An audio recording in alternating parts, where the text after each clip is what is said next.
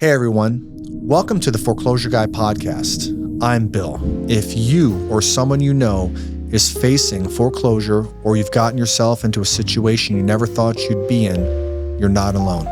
I help people understand their options, avoid the scammers, and find a path to ultimately keeping their home. Hey everybody, I'm Bill, the Foreclosure Guy. Today's guest, Lynn, was a widow, in default, had cancer, 3 special needs kids, and one of them needing brain surgery. So I hope you get as much out of this as I did, because this one really warms my heart. Hello, everybody. Today's guest is Lynn. Lynn and I work together. She lives here in Idaho and had a situation come up. So Lynn, welcome to the podcast. Thank you for having me. You're welcome. So can you tell the audience a little bit about yourself and how we came to meet? Sure. I am a widow with 3 kids. I had some health issues that put me way behind on my mortgage with all of the traveling that I was doing out of state for treatment, and got into a position where I was served with foreclosure. I had the mortgage was from a hard money lender, and he was a little bit hard to work with. So I was just kind of bouncing back and forth in a panic, trying to figure out what I was going to do, how I could fix it, and where, if I couldn't, where I was going to put my 3 kids, where we would end up. So there weren't a lot of options out there for me. I had people sending me letters in the mail, people sending me, oh, we can give you this much money for your house, these printed check things, people coming to the door. So you had left a card on my door. One of your employees, Sarah, had left several cards on my door, and one day she caught me when I was leaving. So I did speak to her, and she told me about what you're doing, helping people out. So then I agreed to call you, and we arranged a meeting. So Lynn, I get it. There's all these companies out there sending you mailers, offers, the printed checks. Hey, we want to buy your house for cash. I'm curious, what made you decide to work with me and my team? So honestly, Sarah was the one that caught me. I was actually thinking I was going to have to go down the bankruptcy road to hang on to the house and try to figure something out from my aunt, who will be 90 this year. She's really clear and remembers some things, and then other days she doesn't remember those things. Yeah. So it was basically Sarah that caught me at the door, because I had all kinds of business cards and things left on my door. I'd usually look at the Ring camera and I don't know you, so I'm not going to answer. Sure. And so after speaking with her, I decided I didn't have anything to lose, so I thought I would talk to you and see where we went from there. So I get it, right? There are people who get to meet Sarah, and she resonates with people well. She's very personable and genuine and sincere. So she's actually helped bring in a lot of people that we were able to service and help them keep their homes. What was it about Sarah that inspired you to work with us? She was very easy to talk to, and she gave me some insight into the struggles, past things that you have been through, and how that kind of shaped you and kind of led you down this path to help other people that have been in my situation or other issues, with diversity and those kind of things. So that is true, Lynn. I did lose everything at one point, and through that I realized, okay, service to others was really where it's at for me, because I believe goodwill is the most valuable currency there is. And so that's why I do what I do. My goal in the end is just to leave somebody better than I found them. You did tell me about the adversity that you had been through, which I appreciated, some honesty there. And then you did sit down and we went through several different options, things, is that car in the driveway worth anything, just different options. And you actually gave me we were talking about one of my older kids, some resources for him as a veteran. That's right. I do recall that. And obviously when somebody's in the situation you're in, what's the easiest way to get out of it? And if we can do some sort of, reinstatement, cash reinstatement, we ask, hey, do you have anything of value that you can potentially sell, come up with that money and then reinstate your loan? Because again, that's always the easiest way to do it. So Lynn, I got to ask, how in the heck did you end up in that situation? About 20 months prior to my being served with my foreclosure notice, my youngest child at home, he has a rare syndrome. So we had to go to Seattle, and he ended up having brain surgery. So we were there for 12 days. And so there's a lot of travel back and forth. The insurance does not cover any of your travel or hotels. So that going back and forth to Seattle every 3 to 4 weeks causes a lot of financial burden. And then I got the colon cancer diagnosis and kind of sent my world into a tailspin. I didn't want to be accepting of the idea. I am a widow. So the thought of something happening to me and what was I going to do with those 3 kids Sure. Put a lot of stress and burden on me. I had talked to my lender at one point, and he said, yeah, you're good, just wait 3 months and then we will, resume. So, but I got behind that 3 months. And then we started, trying to make payments. And then I had to go back to Seattle because I was up there for 11 weeks for treatment. So I had a friend come with me. She was helping with the kids, and living in a hotel and staying at the hospital is very expensive. And I ended up having to, I guess, prioritize my health. Probably not the right way to go. But if for some reason I thought I'll get this caught up. I'll get this caught up. And it was kind of one thing after another, and I did not get caught up. So you were up against a wall here. I mean, you've got your health to think about. You mentioned 3 special needs children. Yes. And now there's interstate travel, right? Or out of state travel. There's a lender. You mentioned a hard money lender. Yes. And not only that, but just keep somewhere in the mix, trying to keep your sanity, right? Yes. So all those things in play and still trying to keep it together. Yes. And then when I got served the notice, honestly, I don't know if I was in denial the first month or so. Yeah. But looking for resources and things out there, there was always something attached that didn't feel right. Can you say more about that? We'll give you, we can buy your house for $100,000. Oh, that. And then we will, and you don't have to you don't have to pack anything up. Just leave what you don't want to take. We can close when you want, 3 to 6 weeks. Basically they just wanted me to give the house to them and get out. And how did that make you feel? It was very scary. It made me angry, because I know what my house is worth. Sure. I also know what I owe on it, but, it was a scary thing because like I said, I have these kids, and if I lose this equity in my house, where am I going to go? What am I going to do? Where are we going to live? Sure. Lynn, what bothered me most, I won't say it bothered me, but what stuck out to me was I was saying to myself, okay, she's a single mom, these children, and, I'm not going to tell the audience this, but I know what your interest rate is, and it's a darn good one. Okay.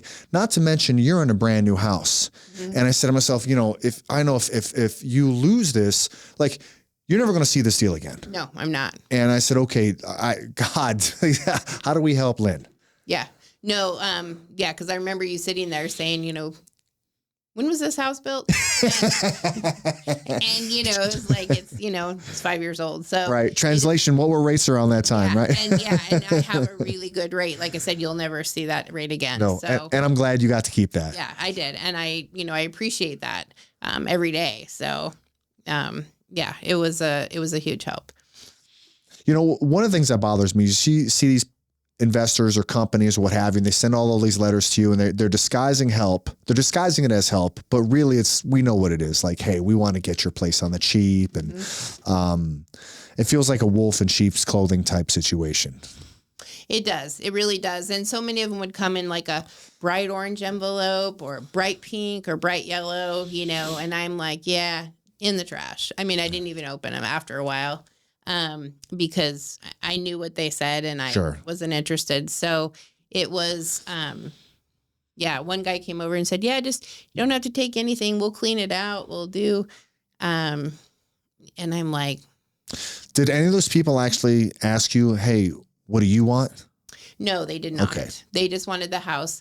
I think some of them, though, I don't know. When you go into foreclosure, I don't know what information investors are given.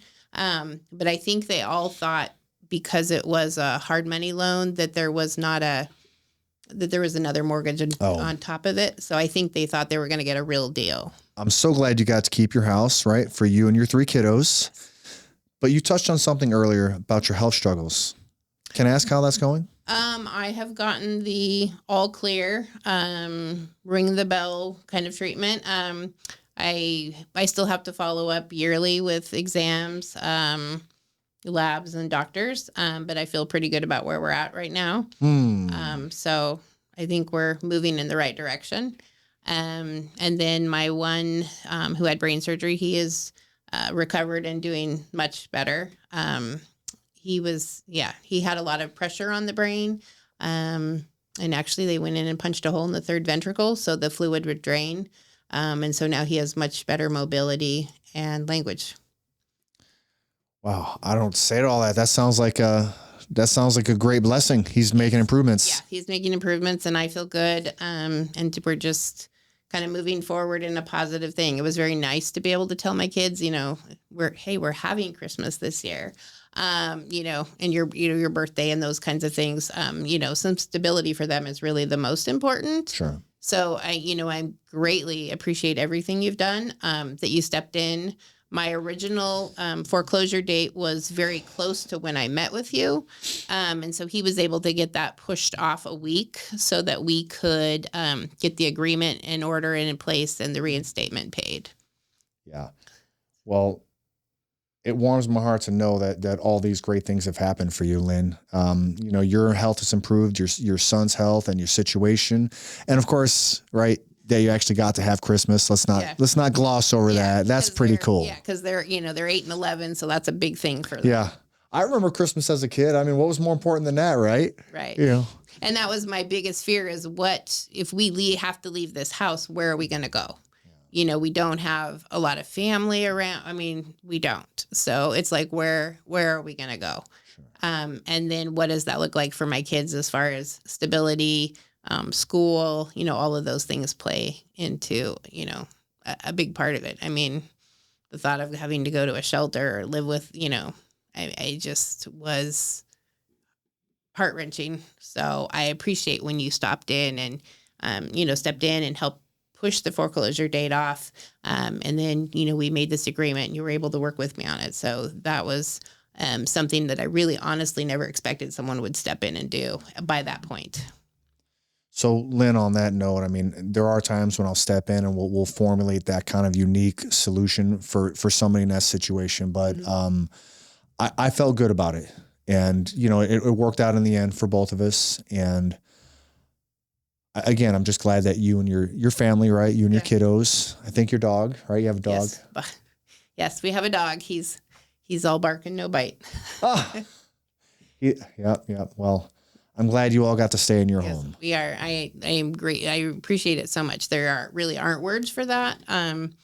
Because it was a huge relief to know that was done and over and not something that I had to worry about. I could take a breath and relax. My blood pressure even went down because I was so stressed over it all.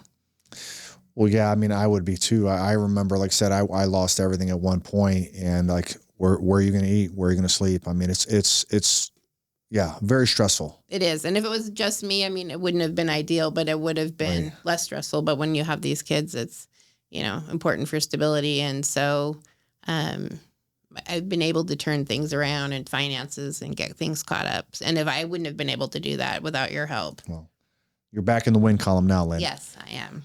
And I do remember that it was very, we were waiting to sign the papers for reinstatement. Sure. And I remember you said you had another client that you were working with, but that they weren't able to do what they needed to do. And you had gone to see him because his auction was that morning. And you said you went and found him. He was laying on the floor crying because his house had sold. And I was like, that could have been me. Yeah.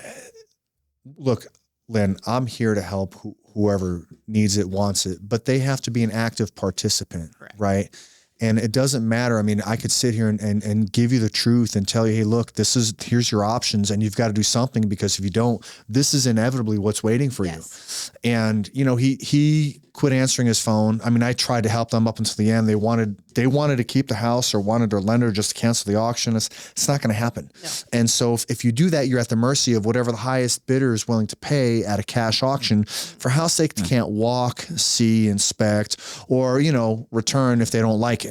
So yeah, I ended up going over to his house. I knocked on his door and I took a chance. Nobody answered. And I opened, hey, are you in here? And he said, yeah, I'm in this other room. And I never saw anybody in that bad a shape emotionally, psychologically. Yeah, that broken. Yeah.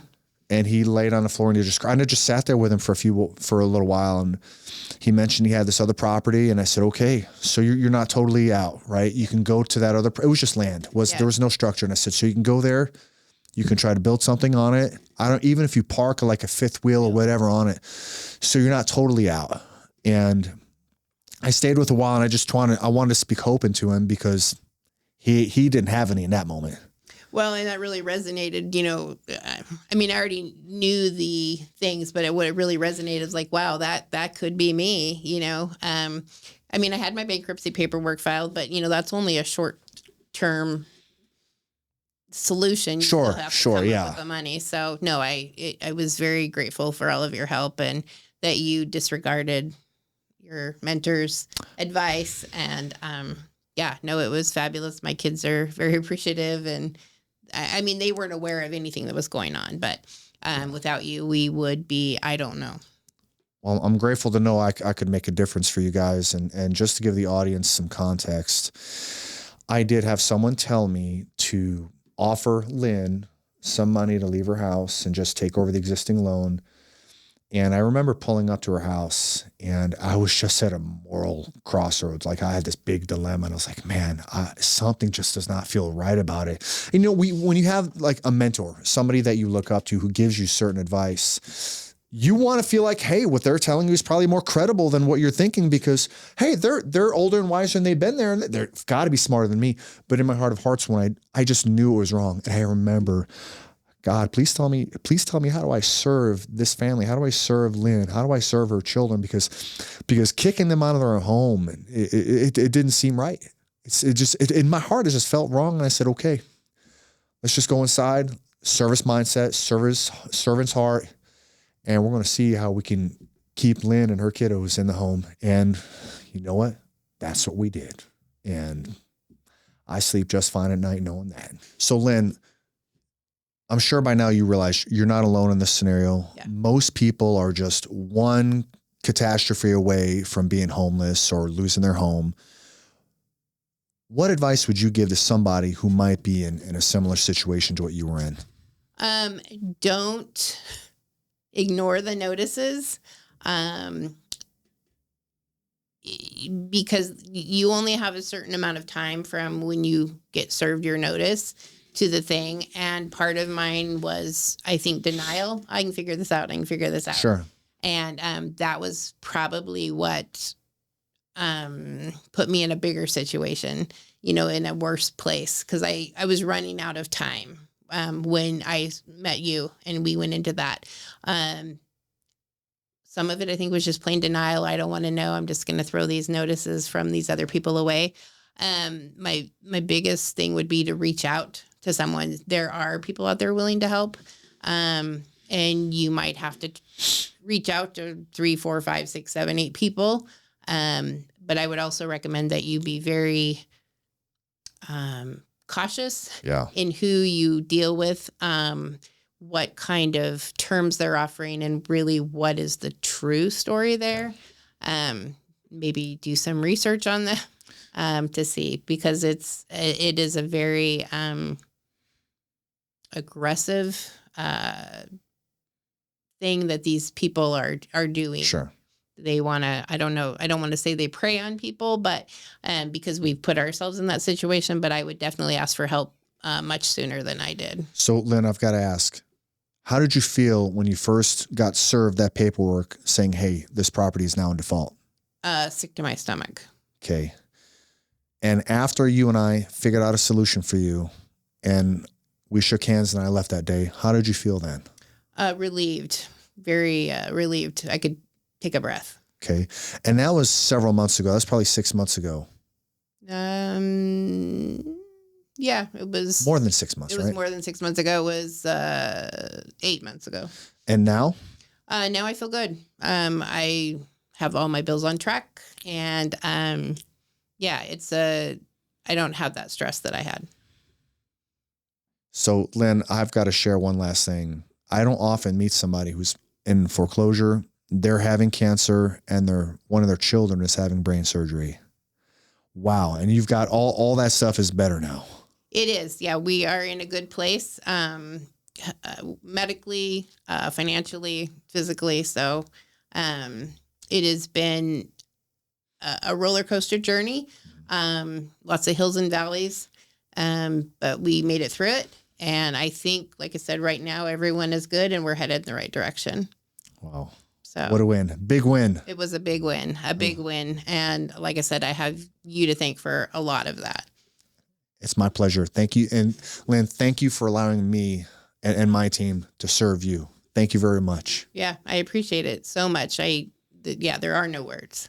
I can't wait to hear more about your journey and just touch base with you again in a few months to see how you and your kids are doing. Okay, that would be great. Hey everyone, that's all for today. Thanks for listening. If you or someone you know is facing foreclosure, don't hesitate to reach out or share this with them. Take action by liking, following, and subscribing. Thank you.